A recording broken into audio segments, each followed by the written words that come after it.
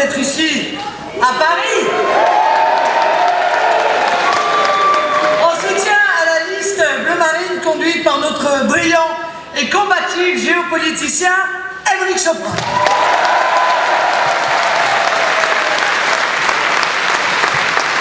Dans le cadre d'un de ces derniers meetings, puisque je serai demain dans l'Oise, je serai mardi soir à Marseille et je terminerai mercredi au Havre. Alors, mes chers amis, la classe politique a oublié les Français. Eh bien, les élections européennes sont une occasion de nous rappeler à leurs bons souvenirs. Et ces élections sont cruciales. Nous devons nous mobiliser, nous devons mobiliser autour de nous. J'entends trop souvent, vous savez, ce discours désabusé. Oh, les Européennes, c'est loin de nous, les Européennes, tout le monde s'en moque, les Européennes, c'est moins important que les autres élections. Non, c'est tout l'inverse. Ces élections sont importantes, elles le sont pour la France dans le contexte que nous connaissons. Ces élections sont cruciales, elles le sont même à plusieurs titres. D'abord, c'est l'occasion de s'exprimer sur l'Union européenne. Et oui, tout simplement, pour une fois, nous sommes consultés sur l'Europe. Nos compatriotes ont compris que l'Union européenne allait dans le mauvais sens. Mais, disons-le dans les urnes, envoyons un message politique fort. Nos compatriotes ont pris conscience du sens et de la portée de l'Union européenne telle qu'elle s'est construite depuis des décennies. Tous les sondages d'opinion montrent le désamour croissant des Français pour l'Union européenne. J'entends de plus en plus ce discours lorsque je vais à la rencontre des Français. Ce discours montre leur intelligence, leur bon sens. Oui, les Français ont compris beaucoup de choses ces dernières années. Ils ont d'abord compris le lien de plus en plus évident entre l'Union européenne et l'immigration. Tout le monde se plaint aujourd'hui de l'immigration de masse qui envahit la France.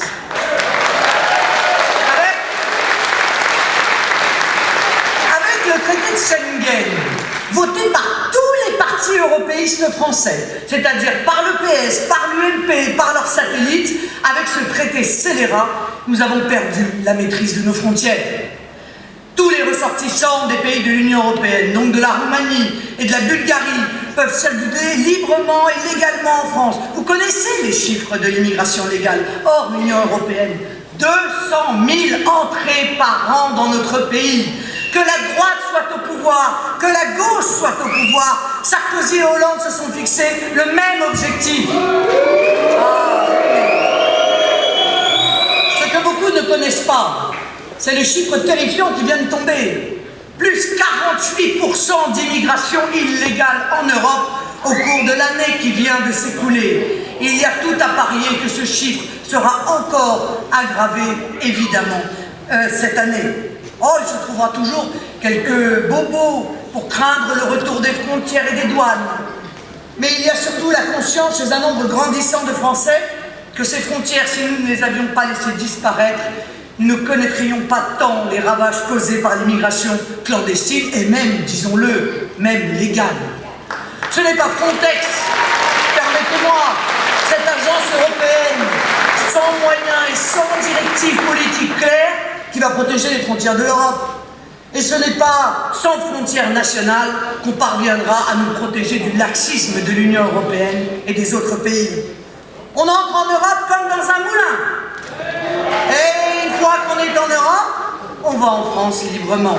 C'est ça le résultat de Schengen. Et les chiffres sont terribles. 10% des faux passeports détectés en Europe sont français. 30% des faux visas détectés en Europe sont français. Avec son système de protection sociale, la France est le pays le plus attractif pour les clandestins et pour les autres.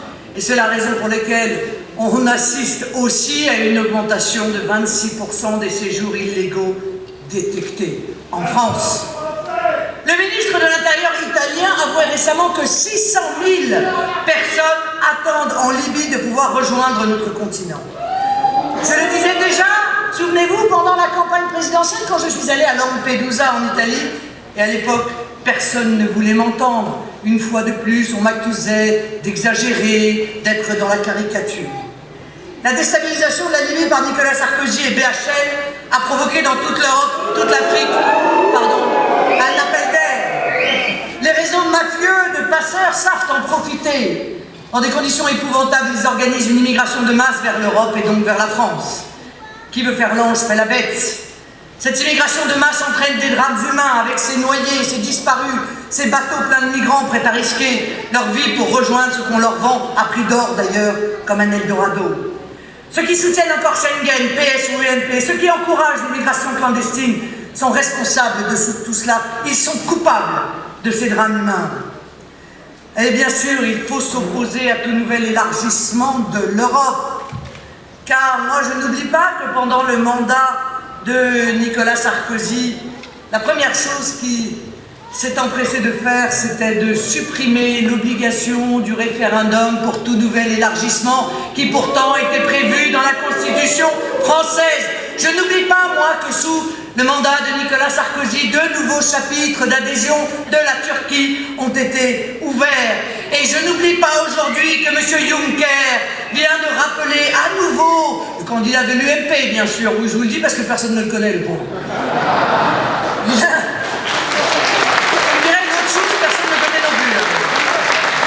Il vient de rappeler lui aussi son attachement à l'entrée de la Turquie dans l'Union européenne. Alors, quand je parle de l'intelligence des Français et de leur compréhension des liens entre l'Union européenne et les problèmes de la France, je veux aussi parler, vous le savez, de l'économie, de nos emplois et de nos vies. Il y a d'abord un lien évident entre l'Union européenne et la désindustrialisation du pays, et donc le chômage de masse. Comment comprendre ce phénomène redoutable, ces centaines de milliers d'emplois détruits dans l'industrie française, si on ignore le contexte européen? L'Union européenne nous interdit de protéger notre industrie. Elle empêche toute politique industrielle. Comment pourrions-nous protéger Alstom, fleuron de l'industrie française, quand les règles européennes nous interdisent toute intervention? S'agiter comme le fait M. Montebourg ne sert à rien. Son récent décret est à peine signé que l'Union européenne le met en garde pour mieux le jeter à la corbeille après les élections. Son récent décret n'a d'autre objectif que d'essayer de créer l'illusion à quelques jours des élections européennes. Mais le maître bruxellois a déjà corrigé l'esclave français. Il faut revoir nos règles. L'Union européenne nous interdit tout patriotisme économique. Impossible de privilégier les achats de produits français dans les marchés publics. L'Union européenne nous interdit de nous défendre contre les importations en provenance de pays qui pratiquent une concurrence déloyale. Les portes de la France sont ouvertes à tous les vents mauvais de la mondialisation ultralibérale.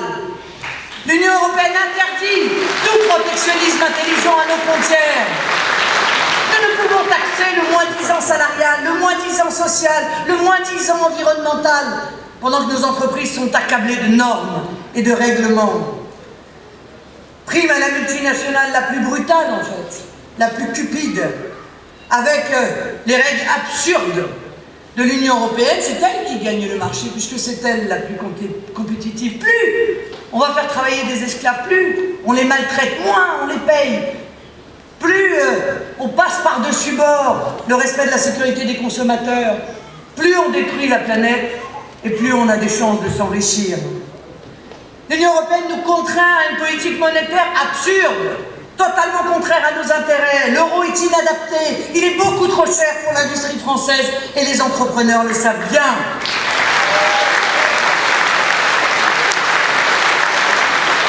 Le renuit à nos exportations et nos entreprises françaises le savent bien. M. Valls a beau répéter tous les 4 matins qu'il aimerait que l'euro baisse. La BCE et l'Allemagne y sont violemment opposées. Angela Merkel l'a encore répété récemment, l'euro fort est bon pour l'économie allemande. François Hollande et Manuel Valls se sont prévenus. Il n'est donc pas question de baisser la valeur de l'euro. L'euro a été conçu par l'Allemagne et pour l'Allemagne. Mitterrand, Chirac, Jospin le savent pertinemment, ils l'avaient bien compris en leur temps.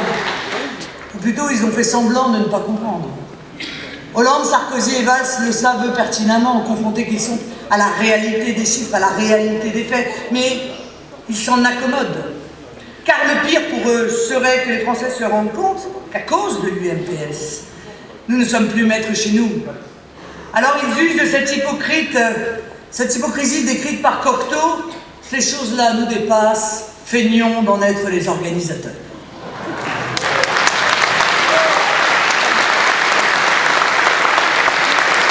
Cette économique européenne conduit à l'austérité aveugle et injuste qui frappe la France de plus en plus. Regardez, et regardez leurs résultats. Ils nous annoncent depuis des mois la fin de la crise, le retour de la croissance. Et pourtant, les chiffres pour ce début d'année 2014 sont épouvantables. 0% de croissance en France, récession en Italie, aux Pays-Bas, au Portugal et toujours en Grèce où rien n'est réglé. La Grèce, ce laboratoire de l'Union oligarchique européenne qui sera notre avenir si nous laissons les mêmes continuer de diriger l'Europe. La Grèce victime d'un incroyable retour vers le passé, d'une régression sociale, d'une brutalité inouïe. La Grèce qui souffre dans l'indifférence générale des grandes âmes, soi-disant humanistes. Le sauvetage de l'euro nous coûte depuis des années des dizaines de milliards de dettes supplémentaires. Et ce déficit, nous le finançons par toujours plus d'impôts. Il n'y a qu'une solution pour lutter contre le déficit. D'abord, créer une monnaie nationale à nouveau pour sortir du carcan de l'euro et redonner de l'oxygène à nos entreprises pour enfin créer à nouveau l'emploi. Et enfin, réduire le déficit, mais en taillant dans les dépenses inutiles, comme l'immigration, la fraude sociale, la fraude fiscale, le coût du budget européen ou encore les gabegies des régions. Ah non, ça on n'y touche pas. C'est tellement plus facile de taper sur les classes populaires et sur les classes moyennes. 84 taxes créées à égalité entre Nicolas Sarkozy et François Hollande, pas de jaloux. 30 milliards d'impôts supplémentaires à égalité entre Nicolas Sarkozy et François Hollande, toujours pas de jaloux. C'est le résultat direct de cette politique imbécile que nous sommes obligés de subir. Je me lève avec vous contre tous ces pessimistes, tous ces déclinistes de l'UMPS qui sont persuadés que rien ne peut changer. Tous ces défaitistes qui ne croient plus en la France, qui pensent qu'elle ne peut plus rien, qu'elle est trop petite, dépassée, frileuse, ou je ne sais quelle stupidité, pour justifier leur position clairement post-nationale. La réalité, c'est qu'ils sont en fait franco-sceptiques.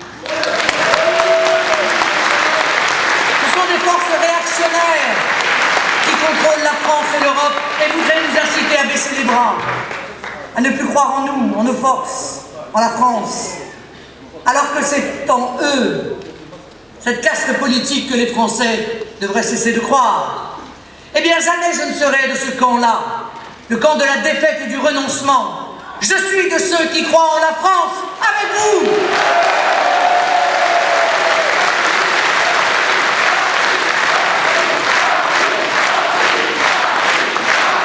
Ça avance, mes amis, vous le sentez que ça avance. Et nous ne sommes pas pour rien. Puisque nous parlons d'Europe sans cesse depuis des années, faisant de la pédagogie sur ce sujet, où l'obscurité et l'opacité voulues par le système perdent progressivement de son emprise sur le peuple français. Nous contribuons sur tous ces sujets à imposer le débat en France, parce que nous n'avons pas peur de dire la vérité des choses, quel que soit le sujet, parce que vous le savez, nous sommes le parti de la vraie vie, contre les partis qui n'ont comme seul argument que l'incantation. Or, mes amis, permettez-moi, une incantation répétée 1000 fois ne fait pas une vérité. Ça reste une incantation répétée 1000 fois. Nous parlons, nous, de la dissolution concertée de l'euro, même si je suis consciente que sur ce sujet, probablement, nous avons, encore une fois, raison trop tôt, comme nous avons eu par le passé peut-être raison trop tôt sur l'immigration. Mais cette évidence, elle s'imposera. Elle s'imposera demain, comme s'impose aujourd'hui la dévaluation dont tout le monde parle, alors que nous étions les seuls pendant la présidentielle à l'évoquer. Alors nous laissons, mes chers amis, nous laissons à l'UMPS le soin d'agiter les fantômes, les spectres et les chimères, de refuser de voir la réalité des souffrances qu'ils infligent à la France en se berçant de contes et de légendes sur l'Europe. Nous laissons à l'UMPS la démagogie qui suscite la peur, car chacun a bien compris tout de même cette méthode usée jusqu'à la garde, qui consiste à accuser ses adversaires des crimes que l'on a commis soi-même. Cela s'appelle l'accusation en miroir. C'est ce que l'UMPS fait depuis des années. Non, ce n'est pas le FN qui surfe sur la peur. C'est l'UMPS qui surfe bel et bien sur la peur. Une peur aussi infondée qu'irrationnelle. Ce sont eux qui font croire aux Français que retrouver notre souveraineté, ce serait l'apocalypse. Ce sont eux qui, pour s'attirer les bonnes grâces, souvent, il faut bien le dire, des personnes âgées dont ils savent qu'ils sont ceux qui s'abstiennent le moins, leur font croire que si nous ne nous soumettons pas à la perte de nos souverainetés territoriales, monétaires, politiques, juridiques, budgétaires, alors ce serait le chaos. Mais c'est la réalité d'aujourd'hui qui devrait faire peur aux Français, et particulièrement à nos aînés. C'est la possibilité de ponctionner tous les comptes bancaires. Vous savez, ils ont fait le test, là, il y a quelques mois à Chypre, en cas de difficulté d'une banque, qui devrait faire peur à ceux qui, ayant travaillé toute leur vie, ont en banque quelques économies pour leurs vieux jours. C'est le chômage de masse des jeunes générations qui devrait effrayer nos anciens. Les 23% de jeunes de moins de 25 ans qui n'ont pas d'emploi. Les 60% de jeunes grecs qui sont sur le carreau. C'est de voir que leur sacrifice, le sacrifice de leurs parents, de leurs grands-parents, pour que notre pays reste libre, le décès de ces millions de morts qui jonchent notre histoire et qui ont fait le sacrifice ultime pour que nous puissions choisir nos lois, nos règles, notre langue. Ce sacrifice aurait été vain, puisque par le fait des transferts de souveraineté, c'est précisément cet héritage de liberté que ceux qui nous gouvernent sont en train de brader.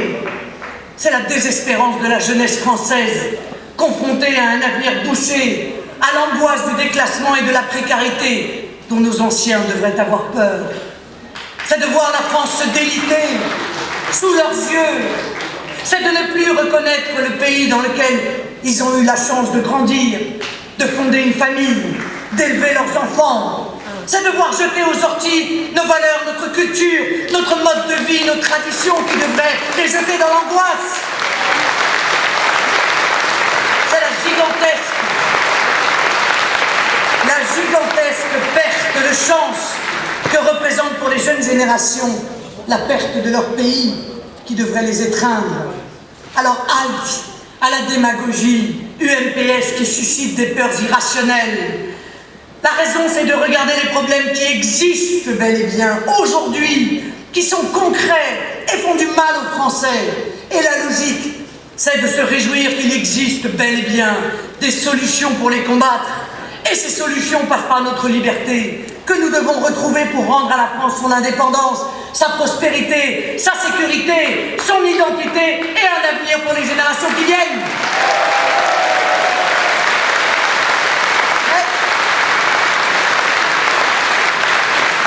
Ces solutions, elles passent aussi par un regard lucide sur les responsabilités de nos politiques sur la situation actuelle.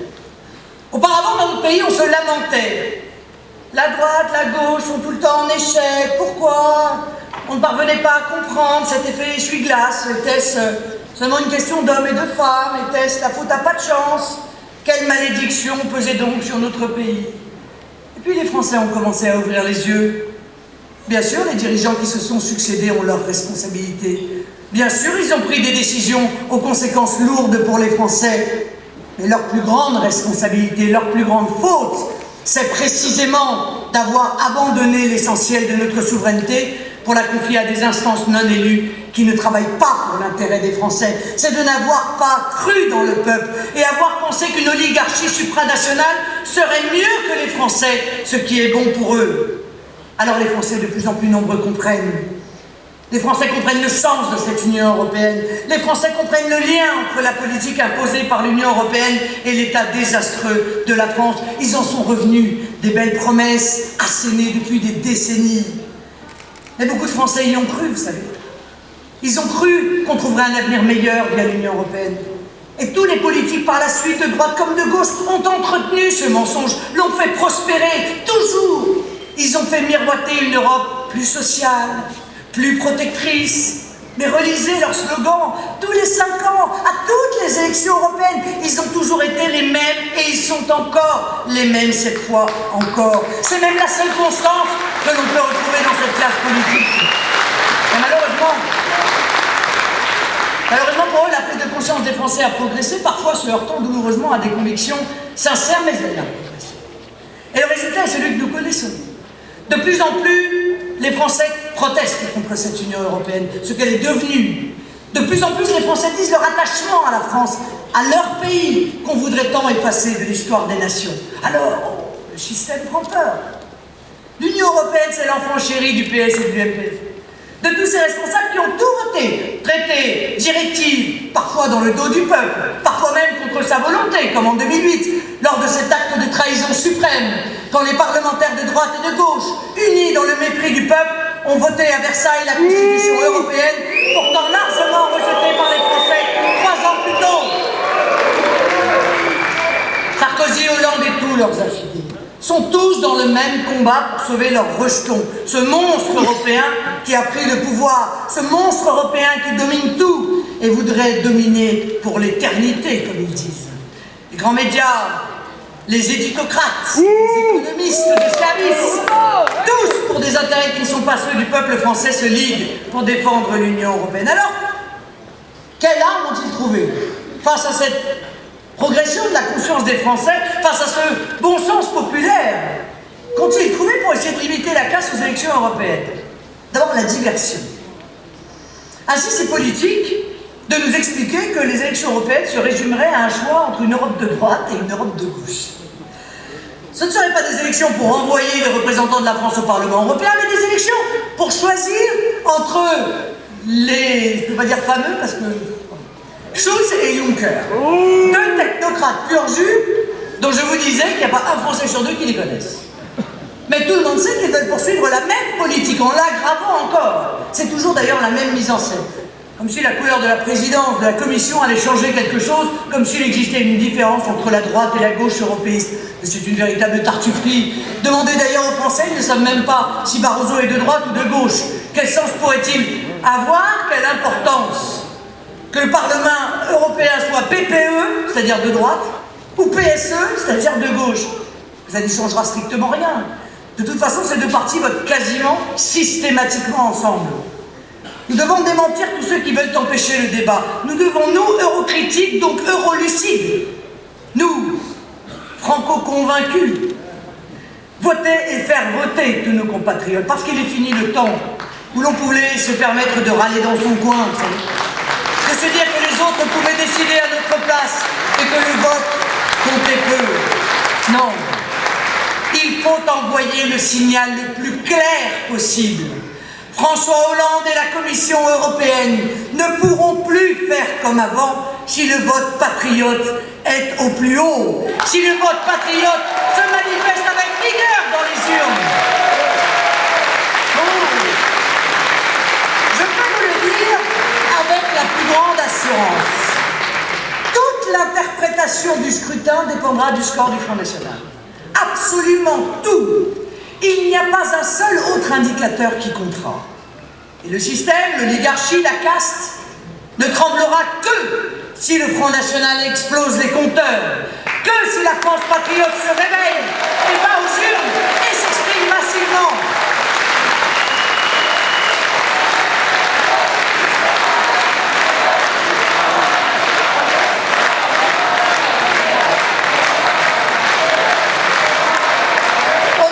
Mes chers amis, y a-t-il une seule personne qui croit que quelqu'un va s'alarmer du score de l'UMP, que ça changera quelque chose? Certainement pas. D'ailleurs, François Hollande et tous les euro-gagas en seront ravis. François Hollande pourra triompher auprès de Mme Merkel en lui disant « Regardez, l'UMP, ça a remporté les élections en France, rien ne changera. » Notre pays alors ne se fera pas entendre. Car l'UMP, c'est le parti qui a trahi la nation en prétendant, certes de moins en moins d'ailleurs, la défendre.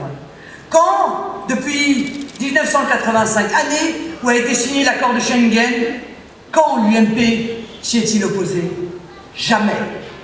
Pourtant, l'UMP a été au pouvoir la moitié du temps.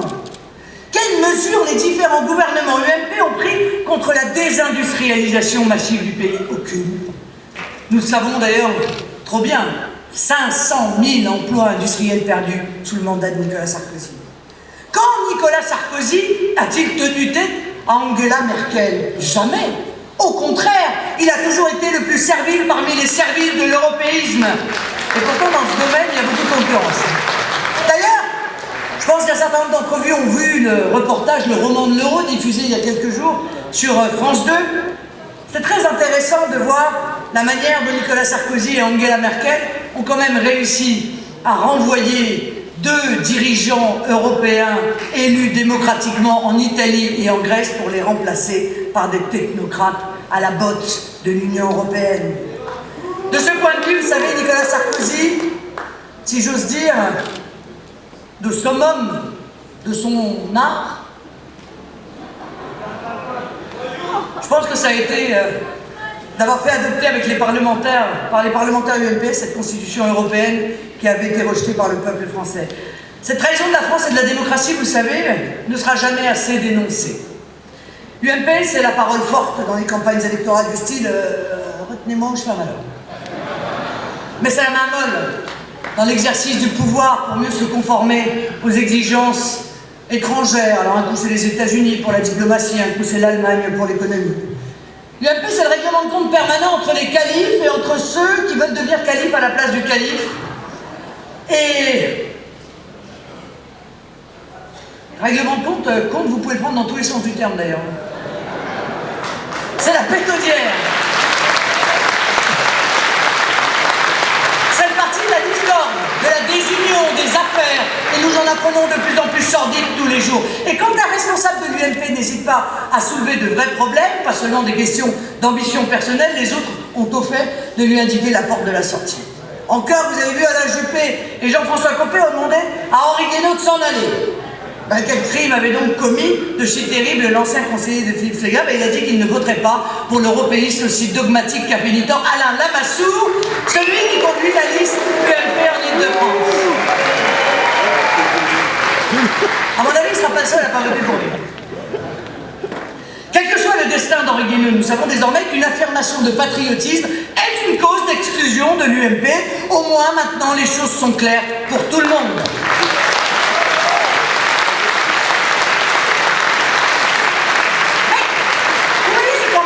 Du bon quand même. La vérité émerge à un moment donné. Maintenant c'est clair, l'UMP participe sans faux semblant à l'européisme BA. C'est l'européisme décomplexé. C'est pour cela que ce second grand enjeu de ces élections, c'est d'envoyer au Parlement européen de vrais représentants de la France, de véritables défenseurs des intérêts français. Et rien que cela. Et ce deuxième enjeu est crucial.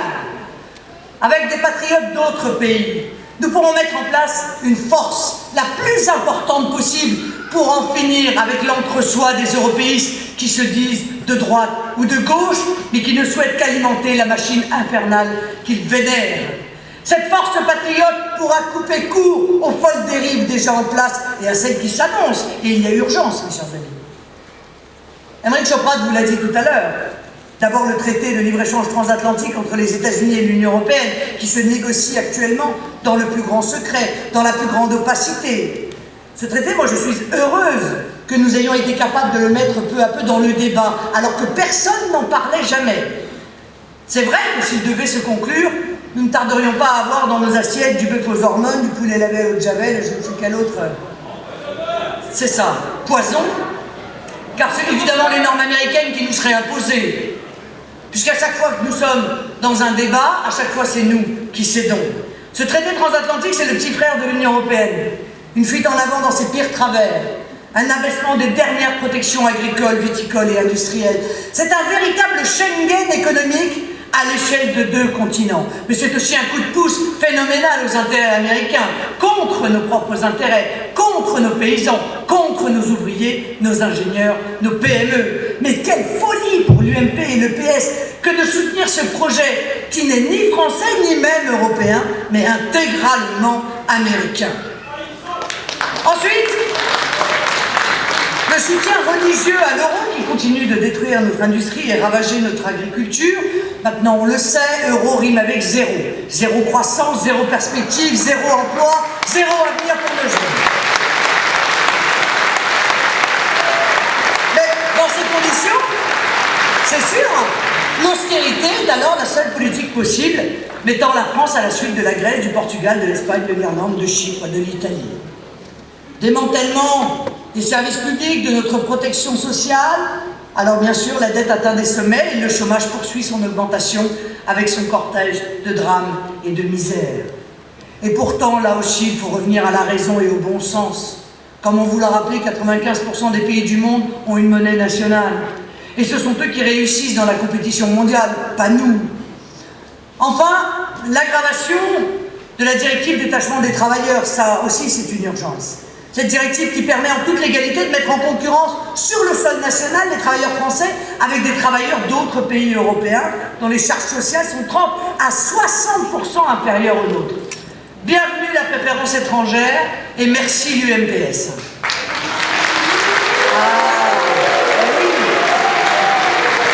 Parce que la directive détachement suscite en plus de multiples trafics, d'invraisemblables combines et participe à la casse de notre droit social. Elle encourage le dumping social, évince nos travailleurs français au profit d'une main-d'œuvre venue des pays de l'Est. Elle pèse sur nos TPE, nos PME, nos PMI déjà aujourd'hui. De grands chantiers français en France voient 60% des emplois pourvus par des travailleurs étrangers. Oui, il y a donc urgence qu'au Parlement européen, un groupe patriote s'oppose avec force à toutes ces dérives ultralibérales qui minent la France et appauvrissent les Français. Oui, un groupe patriote changera la donne dans cette assemblée jusqu'ici de connivence et de complicité contre les nations et les peuples. Oui, par notre vote pour le Front National Rassemblement Bleu Marine, nous pouvons contribuer à ralentir, sinon à bloquer les funestes mesures de l'Union européenne. Enfin, le troisième enjeu de ces élections européennes est plus directement national, interne même. François Hollande sera bien obligé de tenir compte de ce cri de révolte et d'espérance du peuple français. Chacun voit bien ce qui comptera au soir du 25 mai prochain, c'est le résultat qu'aura obtenu le Front National. Alors de quoi rêve-t-il? Il rêve d'abstention, bien sûr. Ils encouragent cette abstention massive en tentant d'expliquer que si on est contre l'Europe, il serait illogique d'aller voter. Or, nous le savons bien, la seule attitude cohérente, c'est exactement l'attitude inverse. C'est celle qui consiste à exprimer dans les urnes notre rejet de l'Europe et notre amour de la France. Évidemment qu'ils souhaitent cette abstention massive pour relativiser, vous savez, et pour masquer la déroute que nous allons infliger à cette gauche socialiste, communiste, ouverte, qui a tant menti et tant trahi.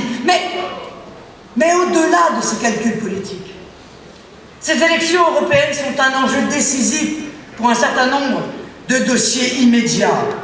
Et d'abord pour mettre un terme au projet que François Hollande concocte contre la France.